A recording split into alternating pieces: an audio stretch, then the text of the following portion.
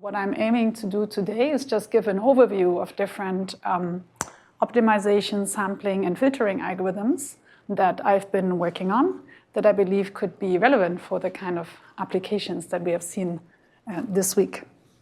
And so the questions that I'm interested in terms of the type of models or the type of algorithms that I'm looking at is how to combine models with data. Right? We heard a lot about this week in terms of how to bring AI methods into climate models and weather forecasting. How much do you trust your models, or how much do you actually know about the physics? And then in terms of the data that you have, how much do you trust the data? You know, it could be very noisy data also. It could be very biased data. And so given how much you trust the model and how much you trust the data, what are sort of conceptually the different approaches of combining the two? Then I'm interested in applications where you have black box targets, and I believe that climate models is a very good example for those. And so how can you optimize and sample in those settings? I will give some more details on this later. And then we want to design efficient algorithms to do parameter calibration, uncertainty quantification, and state estimation. Of course, there's many different approaches how to do that, but what we care about is to do that fast and to actually have some sense of how accurate the methods are that we're using, and then also how much data do we need in order for those methods to be fast and accurate. And as a mathematician, I'm very much interested in performance guarantees for the methods that we're using. So this just as a high level, sort of what are the goals that we're trying to achieve. So here are three topics that I will touch on today. One is on Ensemble Kalman methods. I assume that many of you are familiar with the Ensemble Kalman filter as a method. There's like a whole family of Ensemble Kalman methods. I will talk a bit about what we know up to date in terms of theoretical guarantees for Ensemble Kalman filtering. Then there's a whole family of algorithms which I'm calling consensus-based approaches, and I will explain why they can be used for optimization and sampling. And then something that I'm got involved in more recently is equation learning. So basically when you say, okay, we know some of the physics, but we don't know all of the physics, and we want to learn some of the physics from the data. So how can we learn part of a PDE model, for instance, from data? And I will very briefly touch on two applications in astrophysics and bioengineering. So different applications than what we're discussing today, but I believe that some of it is transferable to the questions that come up in climate modeling and weather modeling. This is very much ongoing work, so I will just keep that brief at the end. And feel free to interrupt me anytime. I'm very happy to get questions. All right, so let's start with Ensemble Kalman methods. The Kalman filter is very famous, of course, introduced in the 1960s. I think having a paper like that being cited more than 50,000 times as of this month is very impressive compared to any citation count that a mathematician would ever receive. So this, the Kalman filter has been used for dynamics where you assume that the forward map of the dynamics is a linear map. And where the observation map, so where you observe the state of the system V in order to get your observations Y, is also a linear map. And this has been used for the Apollo 11 mission, so basically for state estimation and navigation. And so this is, of course, now many years ago in the 1960s, but has been hugely successful and inspired a whole list of algorithms. And so the one that I want to focus on today is the Ensemble Kalman filter. And you'll see it's very similar. So you have a dynamic system where a state V is evolved forward in time with discrete time steps. Here the psi now could be a linear or nonlinear function. And the psi is noise, which we assume to be Gaussian. And you assume that the system evolves in some way, but you're not able to observe the system directly. You're only able to take measurements. Your measurements are Y, and the measurements are obtained through an observation map G. And so the way that I wrote it here, also the G can be linear or nonlinear. And again, you assume that you have noisy observations, And we will assume for simplicity that also the noise on the data is Gaussian. And you assume that the initial data and the noise on the state and the observations are independent. And so this has been used very widely to model ocean dynamics and also the weather. And something that I found very surprising when I first met the Ensemble Kalman filter as an algorithm is that even though it's so widely used across different disciplines, there's very few theoretical guarantees to say, like, what is it actually sampling from? So, okay, what is it actually sampling from? What it's doing, it's tracking a posterior distribution, right? So it says, given all the data that we have observed up to now, what is our best guess of where the state currently is? So this is why you're tracking this, conditional distribution of the state given the data up to this point. And so I will use the notation of just mu n or raw n for the evolution of this distribution, this conditional distribution of the true dynamics. And when you see EK, then it is the posterior distribution that corresponds to the algorithm. So the Ensemble Kalman filter is trying to approximate this measure in some way with an algorithm that is efficiently implementable. And so the question is, when is this approximation valid? Or how good is that approximation? Can we quantify this in some way? So now I have to say more about this. Of course, I should tell you what this measure mu EK is. So I'm just recalling here the filtering problem. This is the same that I did before. And I would say something that is a very new and helpful way of thinking about this, and this is where sort of my perspective as a PDE analyst comes in, is to think of the Ensemble Kalman filter as a sequence of operators acting on measures. So now, okay, I'm not yet talking about the algorithm, just in terms of the evolution of the true filtering distribution. So this distribution of the state given the data. If I think of this as a measure, raw n, at time n, and how does it get evolved forward to the next time step? So I can decompose this into three different operators. One is looking at just the information that you get from the evolution of the dynamics, right? So this is why the psi appears here. Then you have the how do you observe the dynamics, so basically the observation map G. And it's important to see that this Q operator here actually maps from probability measures on the state into probability measures that look jointly at the state and the data. So here this Q now gives you a measure that lives in the space of joint probability measures on the state and the observations. And then you need to condition, right? So this B operator is simply a conditioning step where you re-normalize given the true data that you observe at the new data point that you observe at that point. And so then you can think of this as sort of sequence of three different maps on measures, and asking the question of how well an algorithm approximates the true filtering distribution. It's very helpful to sort of think of it in terms of properties of these operators. So we'll get to that in a minute. Okay, so now to the Ensemble Kalman filter. This is the Ensemble Kalman filter. It's actually a mean field description of the Ensemble Kalman filter. Why? Because here these covariance matrices are written in terms of a measure. So if you wanted to actually get the algorithm, you would put here an empirical measure, right? Like a measure that sits on particles, so that you evolve an ensemble of particles forwards. But in terms of doing the analysis, it's actually easier to think of it as maps on measures. So this pi here is also a joint law, but the joint law of mu hat and y hat that you get out of the previous two steps. And so something that has been done recently in, let me go back in this paper by this Edo Cavello is a PhD student of Andrew Stewart, who's just graduating this year from Caltech, and then Sebastian Reich in Potsdam.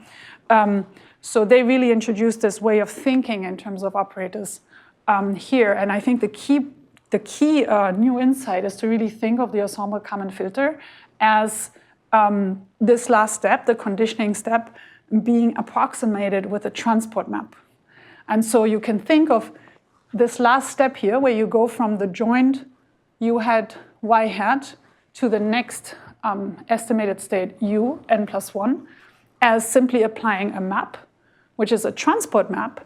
And then you can write this as an operator on measures acting on a measure pi on the joint space. Okay, so maybe the details are not too important, but just in summary, the evolution of the true filtering distribution can be written like this, and the evolution of the mean field Ensemble Kalman filter can be written like this. So basically, they do the same thing. The only thing that the Ensemble Kalman filter is approximating is the conditioning step. And instead of conditioning, so just renormalizing, which is difficult because you have to actually compute the integral of the normalization constant, you instead use a transport operator. And now you can ask the question, how good does the Ensemble Kalman filter approximate the true distribution by looking at the properties of these operators? So this is what we set out to do in this paper from 2024. And there is a key observation at the heart of how we thought about this, which is that the Ensemble Kalman filter is exact on Gaussians. I think this is a very sort of well-known fact. Now, most real-world situations where you want to apply the Ensemble Kalman filter are not Gaussians. So how do you get a Gaussian distribution? Is when your forward map in the dynamical system is linear, and if the observation map is also linear, and if you assume that initially you sample from a Gaussian. So basically the setting of the Kalman filter. I mean, it's a good approximation in some settings, like it was really helpful to use the Kalman filter for the Apollo 11 mission, but in many situations that are very nonlinear, it might not be a good approximation. And we just want to understand, how far off are you if the true system is not actually evolving forward Gaussian distributions. So here the G operator from now on will just mean I'm mapping to Gaussian. So I'm taking a measure and compute its mean and its covariance, and then just I look at the Gaussian with that mean and covariance. And so if rho is a Gaussian, then this transport operator used in the Ensemble Kalman filter and the conditioning operator are exactly the same. Okay. So now just a summary.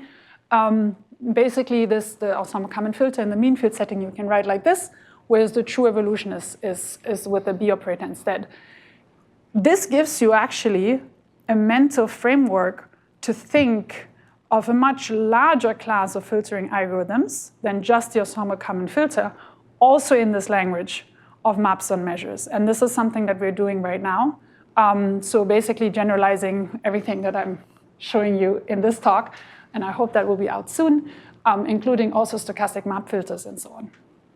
Because this T here, you could also choose it to be something else, right? Like if you choose it exactly the specific transport, maybe I just go back quickly. Like if you choose the Tn to be a push forward with this curly T, where the curly T is exactly this map, then you get the Ensemble Kalman filter. But you could also be choosing it something else. There's many different ways of how you can approximate a conditioning operator. And so that gives you sort of, a lot of room to play with, both to design new algorithms, but also to get guarantees and accuracy results, stability results for a larger class of algorithms. Maybe I should say, what I will be presenting now in terms of the main statement is from our paper from 2024. In the meantime, there has been a follow-up, including Pierre Montmarché, to weaken some of our assumptions, because we were not happy with some of the assumptions that we're using in the paper, and I will show you why. So here are the assumptions. So what we want to show is that if we're in the near Gaussian setting, and we have to explain what that is, right? What do we mean by near Gaussian? If I run the Ensemble Kalman filter and I look at the mean field description of the measures, how close are they to the distributions that characterize the true filter? So that's the question that we were asking. And here is what we used as a notion of near Gaussian. Okay, let me unpack this. So what we're saying is that if I take the true evolution, the true filtering distribution, and I map it into the joint space of state and observation, I assume that that's close to a Gaussian. And the way that I measure that it's close is in this metric dg, and I didn't explain here what this is. Feel free to ask me later. It's a TV metric, but a weighted TV metric. But I believe the same estimate should also work in like different metrics, like Wasserstein 2, for instance. Then we assume that the psi, so the forward map in the dynamics, and the g, the observation map for the data, are uniformly bounded. So this is the assumption that I said we were not happy with, because it's very strong, and it doesn't even include the linear case, right? But the first result that we had in terms of perturbations away from Gaussians, there were a lot of technical details to sort out, and so we decided to go with this strong assumption. The follow-up paper by Pierre Montmarché removes this assumption, and instead only assumes Lipschitzness of the psi and the g, which is a very reasonable assumption, I believe. And then we need also non-degenerate noise. And then the result that you get is that then the Ensemble Kalman sampler mean field distribution is close to the true filter measured with this epsilon. Do you have to do this on RD? Yeah, question? So if you replace RD with some compact domain, then... Sorry? If you replace RD in your boundedness assumption with a compact domain, then is there a problem? It might be, yeah. I mean, just because you're in a compact domain doesn't mean that the measures are similar, right? Sure. But these are operator norms, right? Like psi is for these ones? Psi is your dynamics, yeah? Yes. So you're saying if psi is compactly supported, then it's okay. Yes. And the G as well. So the G in practical applications could be, for instance, your climate model. I will show you in a second how to translate that too. Yeah. So let's say that would be in the case of inverse problems. It depends what your dynamics are, but I would say most real-world applications do not satisfy this assumption. Okay. Most real-world applications, let's say, are on compact domains. Okay. I mean, if you feel it's useful, then that's great. I'm happy. Franca, there's an online question. Oh, there's an online question, yes? Yes. So this seems very promising. I think I'm getting a bit of an echo, I'm afraid. Could you comment on common atmospheric or fluid dynamical cases where you get a Gaussian core but roughly exponential or related tails? Trouble hearing. Or where you have a skewed distribution that would have a shorter tail on one side than Gaussian and something like exponential on the other side, just to give a sense of whether the departures you can handle include such tails. I'm not sure if I heard everything. Did you hear it? Can you summarize? For like the near Gaussian? Are you asking about the near Gaussian assumption? And like, I think you said shapes of like tails of how far from Gaussian can you get in terms of shapes? Is that a fair summary, David, of your question? Yeah, there are particular tail shapes that are of interest, and often they're still exponential, which would be not that much worse than Gaussian. Mm-hmm. Mm-hmm. Yes. Okay, so you're asking about this first assumption, right? Correct. Yes. Okay, that's a very good question, and it's one that I've had several times. So I have to say, disclaimer, the way that we came to this interpretation of near Gaussian is simply because this is what made all the estimates work. So first of all, are there more intuitive notions of being near Gaussianity that you can translate in a condition like that? Very possible. We didn't look at that. When is this true and when is this not true? So this depends on the choice of metric here as well. So the fact that this is a TV metric, right? So you have TV plus you also have a condition on the moments. So you want basically that there's a second moment control between these two measures. From what I can say from our follow-on work that we're about to finish now, is that actually I believe you don't have to measure it in this way. you can measure it in Wasserstein 2 and assume instead that you have sub-Gaussianity of your measures. So that basically results in like a tail behavior, right? So if you have something exponential that still in the tails behaves like not worse than a Gaussian, I think you should be okay, if I make a guess. I hope that answers your question. Okay, I don't. Yeah, but that's a very important point. Thank you for asking that. Okay, I want to give you some idea of the proof without going through all the details. Here's just a bullet point list of the different properties that sort of are the ingredients of the proof. I mean, if you had like global Lipschitzness of all your operators, then you would be done. But we don't have that. But what we have is something like global Lipschitzness. So the P and the Q are global Lipschitz, so that's already great. The issue is the Bn and the Tn. So the Bn is the conditioning, right? So we show that the Bn is Lipschitz, but only on a special set of measures. But the good news is that that special set of measures is exactly the set of measures where we want to apply it to. And then same for the Tn, it's not necessarily Lipschitz in general, but it's Lipschitz as long as one of the two measures has a control on the moments. So this PR here is a bound on the first and second moments, and for the second moments from above and below. So with that control of the moments, we're able to get a Lipschitz bound. And so that was, I think, the key technical difficulty to understand what are the kind of Lipschitz bounds that we're trying to get so that we get the whole estimate for the forward stepping. And then, of course, in order to apply this on the transport map that appears in the Ensemble Kalman filter, we need to show that the P and the Q actually have a control on the moments, and that's what we showed. And once you have those properties, you just do a triangle inequality. You put all of these estimates together, and you get a nice bound. Okay, I think I will not go into the details.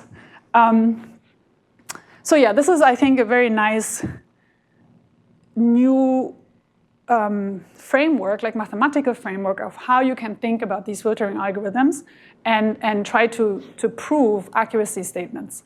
And you can also generalize this, like you don't necessarily have to ask how close to Gaussian are you. We asked that question because we know that the Ensemble Kalman filter is exact on Gaussians, but you can also look at how accurate is it in perturbation of Bay from more general classes of measures. Okay, so something that I got interested in when I started working with Andrew Stewart at Caltech is Bayesian inverse problems. And of course, you can think of Bayesian inverse problems as a one-step filtering problem, where your dynamical system essentially is just constant. But also this week, I've seen there have been many mentions of difficult inverse problems that arise in climate modeling and in weather forecast. So here I will be just talking about a generic inverse problem of this shape, where you just have, again, a forward map G for some parameter theta that you're trying to estimate, and then some noisy observations Y. And Tapio, I think, had in his talk a very nice explanation of how inverse problems like this arise in climate modeling. So you can think of this G basically as being a climate model, where the theta are some parameters that you would like to know, and what you have is some. So these Y's, as he was explaining, could be like some averaged statistical quantities that you're observing over several months or even years. Okay, so when we apply Bayes' theorem, we have some prior information. Let's say my prior in this case, let's just assume it to be Gaussian. I mean, you can also do other things, but and then you use, you get your likelihood from the exact expression of your forward operator, and then you can write the posterior distribution of the distribution of theta given the data you observed as e to the minus f, where f is just this function here. So if here you see very nicely that if your forward map is linear, then you just have a quadratic function here, and then your posterior distribution is just Gaussian, and everything is easy. But now, if it's not, that's where you need some more sophisticated algorithms. And generally, there are two things that you would like to do. Either you would like to invert. So basically, you ask a question, what's the most likely theta given the data? right? So you want to find the map point, the maximum of the posterior distribution. And that basically means minimizing the F. So all you're trying to do is optimize. This is an optimization question, right? The other question is really understanding this posterior distribution. So let's say you want to not just understand what is the maximum of your posterior, but also like what's the shape. Like let's say if you have some quantities of interest that you want to compute, right? So then you want to sample from it. Both of these are really hard problems if your G is a complicated function. And if your G is basically a numerical solver of some huge climate model, right? Where, I mean, if I give you a theta, you can run the whole thing. Maybe it takes a few days or weeks, and then you get the G of theta back, right? And then you compare that with observations. Then, of course, it's a very much a black box situation. And a lot of optimization algorithms, for instance, use gradient-based methods, like what was mentioned before. How do you even start to compute the gradient of this thing, right? So I'm interested in situations where the gradients are either not accessible, so you just can't compute gradients, or you could in principle, or maybe you could approximate them, but they're just very expensive. So you would like to have algorithms for optimization and sampling that do not make use of the gradient at all. Yes? Just since you're kind of on a framing slide. Sorry? Just since you're on a slide that's setting the stage Yes. for, I guess, what's to come, but I think something else beyond the function, like in the weather context, you actually can do gradient-based, inversion. And I think that You said you can or you can't? in weather, yeah, you can. They You essentially approximate the optimize gradients? that. You approximate the gradients? No, they You compute them? They compile their models so that they actually compute gradient of the models in 4D variational data simulation. So it's not really the G that's the hard part of the gradient of G. What's hard is that the observations, the noise model is very messy, and so I think like if you look at a lot of the operational DA, a lot of their effort is placed on like quality control of the observations. So it's like you can think of G as being relatively simple, but Eta being like really complicated and a really like kind of difficult function. So I don't know if you thought about it from that angle too. So there's some interesting work in terms of how do perturbations in the prior show up in whatever algorithms you use to estimate on the posterior distribution. Maybe that goes into the direction of what you were saying. Do you make an assumption that the prior is Gaussian? They make an assumption, yeah. But I think with any inverse problem, it's sort of like, it looks really great. You can remove all those assumptions. Like for instance, Guan showed like sub posterior where you can remove those Gaussian assumptions using a Ganemo framework. But at the end of the day, you have to do like your obs minus your prediction of what the obs should be. And it turns out that like, some sizable fraction of your observations are just really not good. And it's not just like a Gaussian error model. And so I think that I feel like there's sort of a lot of emphasis on like, I think like people take the innovations, it's called like that sort of as a given in all of these methods, which is the simulated obs minus the real thing. But I think most of what these DA people are working on is like quality control of observations. So I don't know. That's a very good point. So I mean, here everything I'm talking about, we're making the assumption that the prior is Gaussian, and I think a lot of literature actually makes that assumption. And there's quite a bit of work also to try and go beyond the Gaussian assumption in terms of the prior. I think the prior being Gaussian is okay. It's more like the noise, likelihood being Gaussian. The eta being, yeah. But a lot of what you're talking about is the state estimation paradigm, right? Not necessarily parameter estimation. Yeah, for parameter estimation. There's typically no gradients for parameter estimation. Like you may not have Gaussian priors for that, like so on and so forth. No, I see the value of like G2 hard to take a gradient through it. I can see the value of that. I'm just saying, maybe I've spent too long talking, but I think there's additional value to like G being an easy gradient to take, but like the observations not being well done. And I think that's something where a lot of people haven't been placing enough effort. Yeah. Thanks. Yes. No, I actually appreciate comments like that because this is also supposed to be a platform for discussion, right? So it's nice to get overview.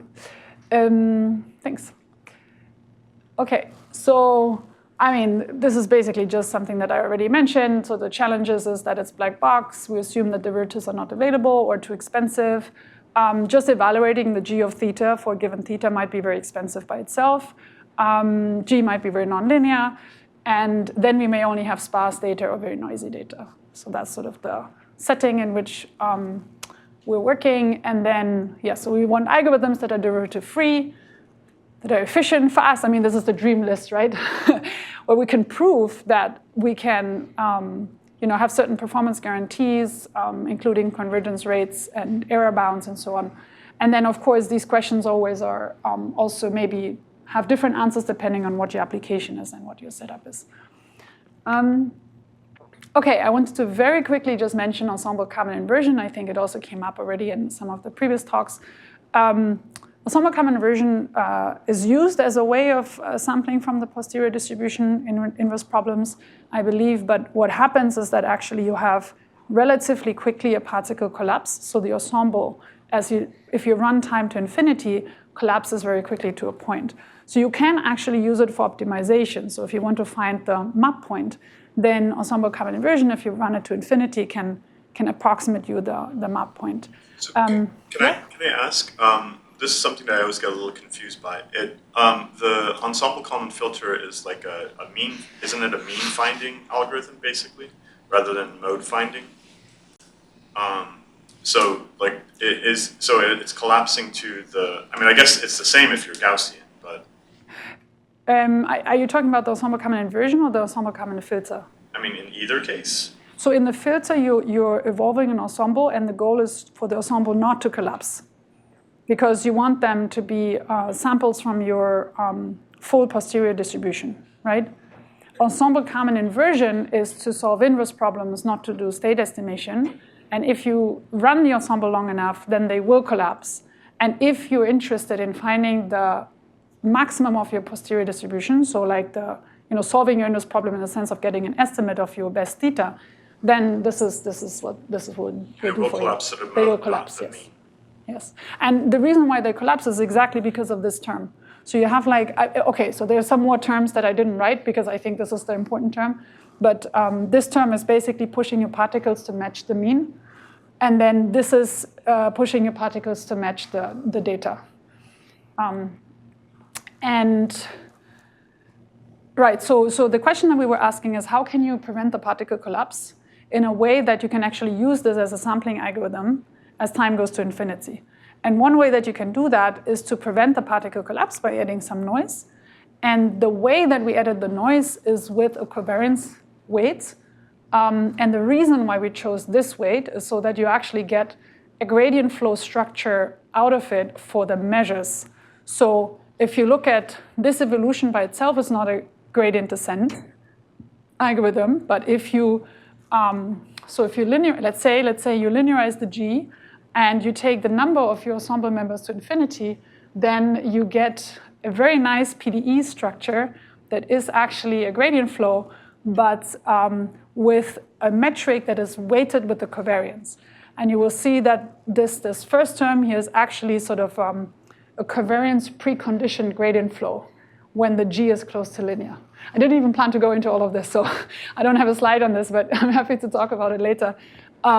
Just to say why we put the C of theta here, it was basically so that we get a nice tool for analysis as well. And this term here comes from the prior, and it's something that has already been added in the context of Ensemble Kalman inversion, also by Andrew and collaborators already in 2019. Okay, so we called this the Ensemble Kalman sampler. I think in the interest of time, I will probably skip over this, just a small example. It was very nice that when Tapio talked on Tuesday, he mentioned this calibrate, emulate, sample framework. And so actually the code base that Klima is making available for climate modeling has Ensemble Kalman sampling in it as an option for the very first step in the emulate, calibrate, sample framework, so for the emulate framework. So how does that work? So we can use the Ensemble Kalman sampler to approximate posterior samples, theta and G of theta, and then use those output pairs to train a Gaussian process emulator, and basically then have a surrogate model for the likelihood, if you wish, or for this forward map G, and then we can sample from that very efficiently. So that's how it's been used. And yeah. Can you do this if you have like unknown error terms that you're also estimating? Unknown error terms in what? In your observational space, or in your model error, or anything like that. So are you saying that if your forward map G is a map that you don't fully know? Yeah. Here you assume that you know it and that you can just run it, but I will talk about situations where you don't know the G later on in the third part. And yes, I think you can combine the two, possibly. I didn't try to do that, but I think that should be possible. Now, there's a lot of really interesting mathematical analysis that you can do, and I will not talk about it. This is just a summary slide to tell you why Ensemble Kalman sampling is interesting in terms of speed of convergence. So let's say I want to sample from some target distribution, and let's assume that the target is Gaussian. I mean, just for illustration purposes. If I want to sample from a Gaussian, I can just run an overdamped Langevin dynamics, which is this one here, where if my target is e to the minus f, right, then I just do a gradient descent on the f and I add some noise. I can do that. The speed at which that converges, so this here is the KL divergence, or relative entropy, is lambda, where lambda is the lower bound of the inverse of the covariance matrix of the target. So basically, depending on how your target is shaped, or your posterior distribution is shaped, you may have very slow convergence or faster convergence, right? This is very classical results. What's very interesting for Ensemble Kalman sampling is that you can show, independent of what you choose for your targets, that the rate of convergence is 1. I mean, 2 because this is the relative entropy, but basically independent of like your, the lower bound of the Hessian of your targets, you get a rate of convergence 1. Instead, there is this multiplicative constant in front, which depends on both your initial covariance and the target covariance, like a condition number. But that's very helpful if you want to sort of speed up your algorithm. And the way that we proved, I mean, there's by now several papers showing this results in different ways, but there's a whole nice structure behind in terms of a new metric on the space of probability measures called covariance modulated optimal transport metric that allows to really understand this result well. I think I will skip over this. Okay, so this is just to wrap up this part on Ensemble Kalman methods. And this is something that Tapio mentioned in his talk on Tuesday. So basically, the Ensemble Kalman sampler or the Ensemble Kalman inversion algorithm can be used in the calibrate step for the calibrate emulate sample approach. Ensemble Kalman methods in general as a family of methods are very fast developing and have by now been used really widely.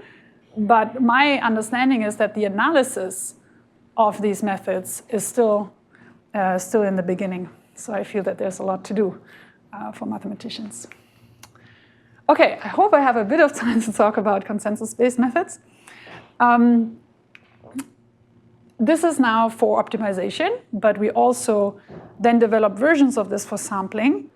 I will not talk about the sampling versions too much, but so let me just try to convey you why these algorithms are interesting for optimization. So now I'm just going to be talking about a generic optimization problem where the F is non-convex. We can think of it as being black box, meaning that we don't assume it has derivatives. And you may also have some additional constraints. So you could be trying to do a constraint optimization problem. So one way of approaching this is to set up an interacting particle system. And this is useful because then implementing it is parallelizable, and you can also hopefully sometimes do some analysis by looking at the mean field description of these algorithms.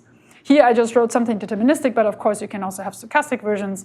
And you want to, this is a choice, right? So you artificially choose a dynamics in such a way that these ensemble members converge to the solution of your optimization problem.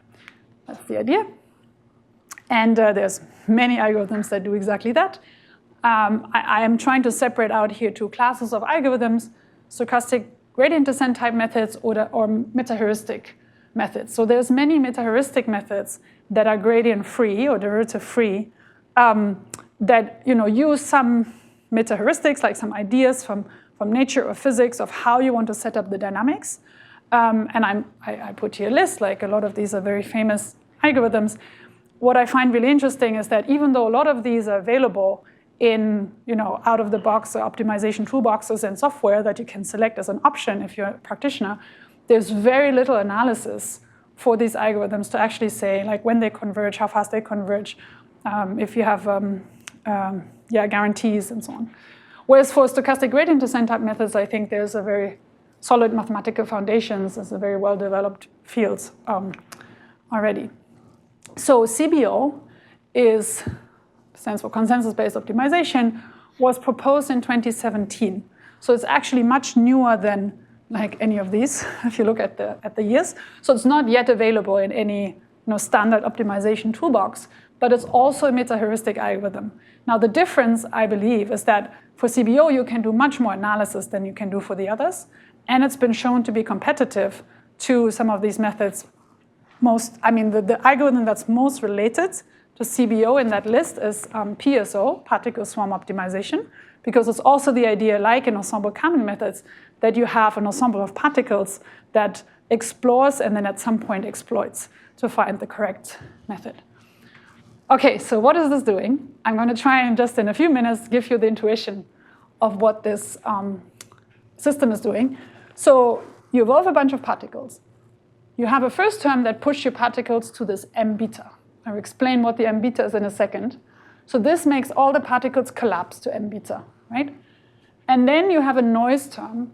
And the noise, so the idea of this really came from simulated annealing, where you say, okay, you want to have the particles collapse in the correct location, but not too quickly so that you don't get stuck in the wrong parts.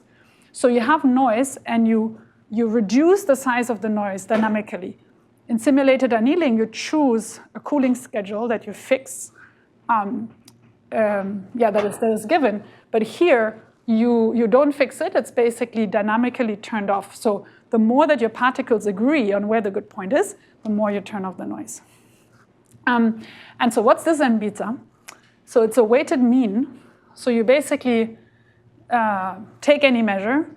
Oh, there's a typo. This should be e to the e minus beta f. So here is correct. So you have e to the minus beta f, and then you renormalize. So you can think of the beta as an inverse temperature, and you can think of this like a thermalization.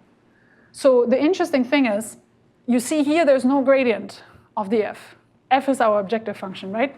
So instead of having a gradient of the f, you have the f appear in the thermalization. And it basically corresponds to reweighting of the mean, where the weights are given through the objective function. So all you need to be able to do is evaluate the objective function on these points. Okay, so why does this even work? Is because of the Laplace method, or Laplace's principle. Basically, you can show that if I take any measure mu, as long as the global optimum of f is in the support of mu, this weighted mean will converge to the global minimum of f as I take beta to infinity. I mean, that's a very classical result, but it's very powerful because it gives you a way of approximating the point you want, the global minimum of f, without ever computing the gradient of f. So the idea of using that for derivative-free optimization, I think, is really nice. It's proven to be fast. It's simple to implement, it's parallelizable, and you have theoretical guarantees, and the convergence rate does not depend on the Hessian of f. By now, there has been a lot of variants of this algorithm that have been proposed for different applications. So you see here, all these years are very recent works, adaptations for high-dimensional machine learning problems, constraint optimizations. We proposed a version of CBO that uses the idea of mirror descent. I don't know if you know mirror descent, where you basically send all your particles to a dual space And then you can use this to either solve a sparse optimization problem or a constrained optimization problem, and so on. And this allows you to do that in a way that's derivative-free. Yeah, it's been used for multiple minimizers or distributions with several nodes. You can accelerate it, adding momentum. You can include memory. There have been like adaptations for all sorts of special applications. So I would say this is a very active field.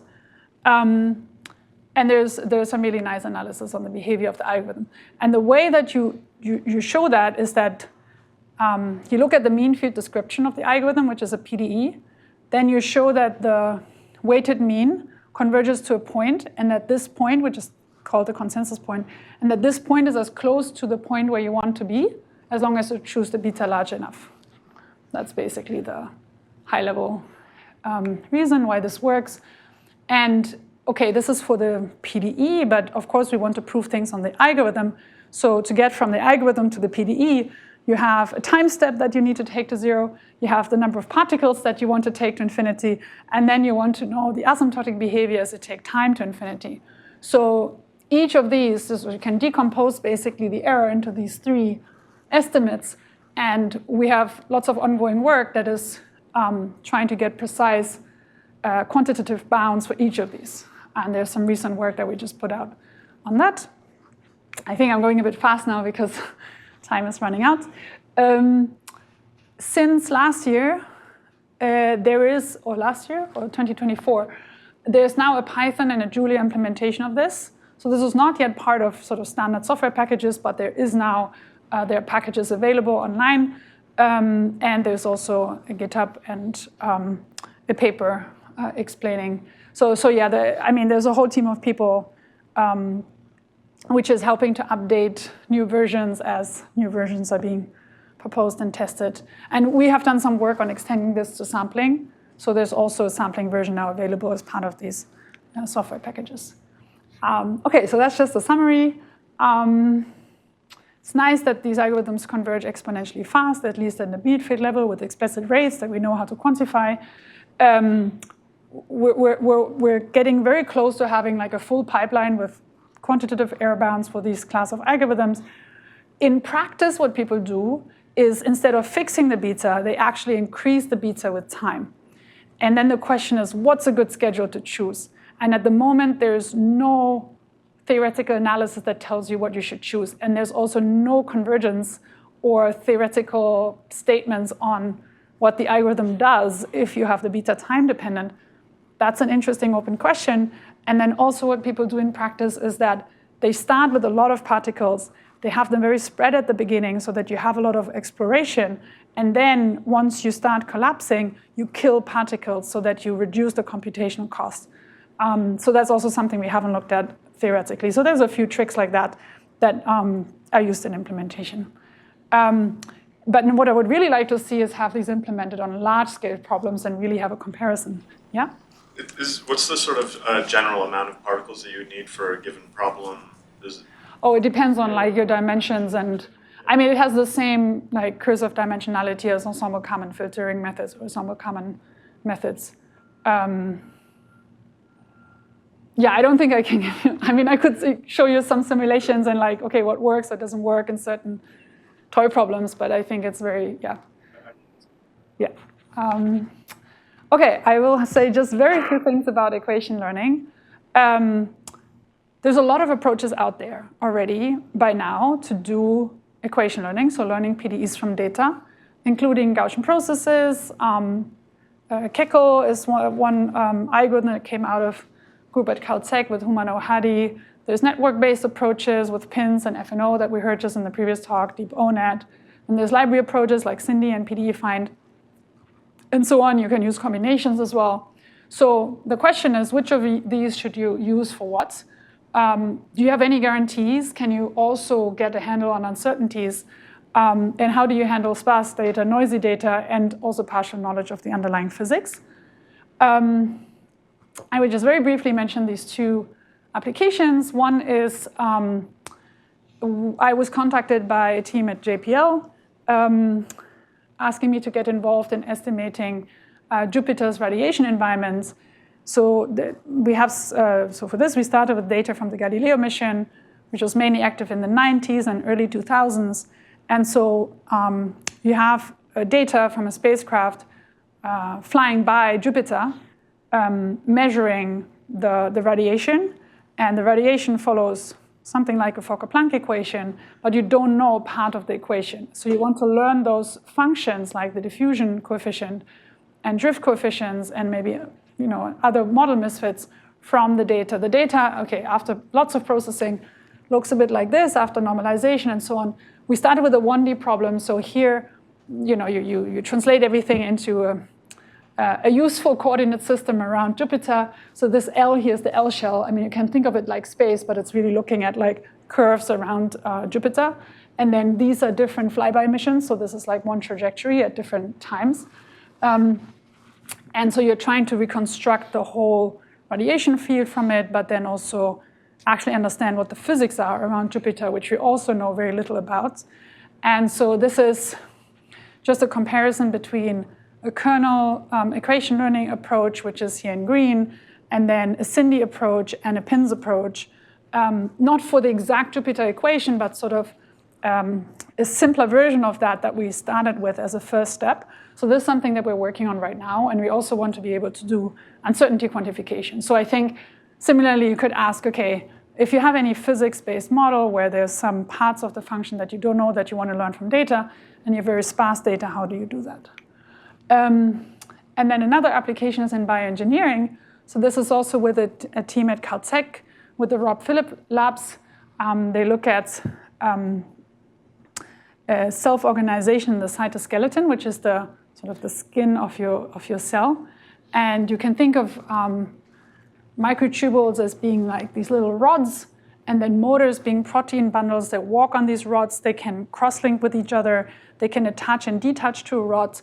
And so through that cross-linking and attaching, detaching, they exert forces, and that generates patterns. So you have very complicated patterns that can come like these asters or turbulent behavior.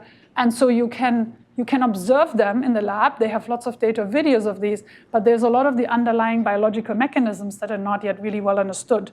So can you sort of infer the underlying model from these measurements? And ATP is sort of the energy that these motors consume as they walk. And so there's some very interesting questions about, depending on how much ATP is consumed, which is yet another protein, like where does the energy go? Like you can observe how that gets translated into kinetic energy in terms of the patterns that are formed and in terms of the walking that the motors do. But can we really understand what's going on behind that, like trying to understand what the energy balances really are from what are the underlying physics essentially, or biology that you're trying to infer. And the techniques that you can use for this application and the astrophysics application in terms of the questions that you're asking, like which methods to use, what do you know, what you don't know, what's the type of data, are very similar, even though it's very different applications. So I will finish with this. So yeah, today I talked about a bit of statistical accuracy for the Ensemble Kalman filter. I introduced you, hopefully, to this consensus-based family of methods, which I think are very promising. And then also, these two examples that I showed are ongoing work in terms of equation learning. Something that I'm really interested in is how nonlinearities play a role in all of these. So, Kalman filter, everything is linear. Ensemble Kalman filter, you want to be able to put nonlinear forward maps and observation maps in there. Do you have Gaussian noise or do you have some other noise? How about stability, observability, detectability for filtering algorithms? This is something that we're currently working on.